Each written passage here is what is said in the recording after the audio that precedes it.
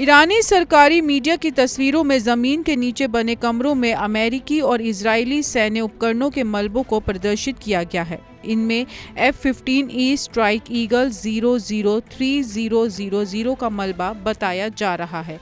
तस्वीरों में विमान का ऊपरी हिस्सा और ACES सेकेंड इंजेक्शन सीट साफ दिखाई देती है। रिपोर्ट के मुताबिक ये विमान DUDE-44 से जुड़ा था और ब्रिटेन के RAF लेकेन हीथ स्थित 48वें फाइटर विंग का हिस्सा था।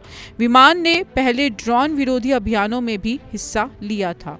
F-15E स्ट्राइक ईगल 003000 पहले भी अमेरिकी सैन्य अभियानों में सक्रिय रहा था। उपलब्ध जानकारी के मुताबिक 2023-24 की तैनाती के दौरान इस विमान ने AIM-9X साइडवाइंडर मिसाइलों से कम 9 ड्रोन मार गिराए थे।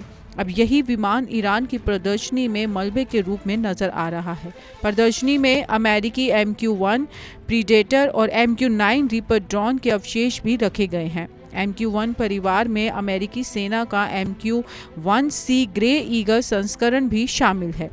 ईरान के पास पकड़ी गई या नष्ट हुई विदेशी सैन्य तकनीक को सार्वजनिक रूप से प्रदर्शित करने का पुराना इतिहास है। सबसे चर्चित उदाहरण अमेरिका RQ-170 सेंटिनल ड्रोन का है। ईरान ने दावा किया था कि उसने साइबर हमले के जरिए से अत्याधुनिक ड्रोन को अपने नियंत्रण में लेकर जमीन पर उतार लिया था। अब नई तस्वीरों में F-15E, MQ-1, MQ-9 और इजरायली हर्मीज ड्रोन के मलबे को प्रदर्शित किया गया है। इससे ईरान की सैन्य प्रचार रणनीति भी साफ दिखाई देती है।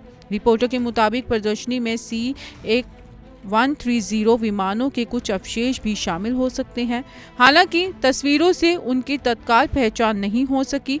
दूसरी तरफ F-15E के मलबे में ACES सेकेंड इंजेक्शन सीट का दिखाई देना खास है, क्योंकि ये विमान के अपेक्षाकृत सुरक्षित हिस्सों में गिनी जाती है। ईरान की इस प्रदर्शनी का मकसद सिर्फ सैन्य उपकरण दिखाना नहीं, बल्कि युद्ध में अमेरिकी और इजरायली नुकसान का संदेश दुनिया तक पहुंचाना भी माना जा रहा है। ईरान की इस अंडरग्राउंड प्रदर्शनी में रखा गया मलबा अब जंग की तस्वीर बदलने वाला दावा बन गया है। F-15E से लेकर MQ-9 रीपर और हर्मीज ड्रोन तक तेहरान इन अवशेषों के जरिए अपनी सैन्य क्षमता और दुश्मन को हुए नुकसान का प्रदर्शन कर रहा है। कैमरा पर्सन पंकज के साथ मैं मोनिका, TV 100 नोएडा।